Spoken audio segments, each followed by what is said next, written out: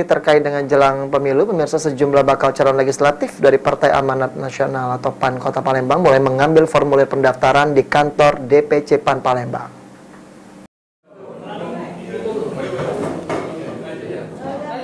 Menghadapi momen pemilihan umum legislatif 2024 mendatang, DPC PAN Palembang kini mulai menyusun strategi agar bisa meraih suara sesuai dengan keinginan. Salah satunya kini DPC Partai Amanat Nasional Palembang telah mulai menjaring para bakal calon legislatifnya yang akan bertarung di ajang Pileg 2024. Para bacalek PAN Palembang mendatangi kantor DPC PAN Palembang dan mengambil formulir pendaftaran. Fajar Febriansyah selaku Ketua DPC PAN Palembang mengungkapkan, sejauh ini untuk semua dapil di Palembang jumlah bacalek yang mendaftar di PAN telah full.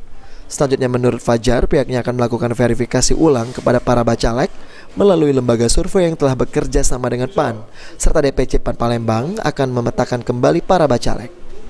Oke, kalau untuk semua dapil di Kota Palembang, kelengkapan dan juga daftar bacaleknya itu sudah penuh, bahkan melebihi dari kuota yang ada.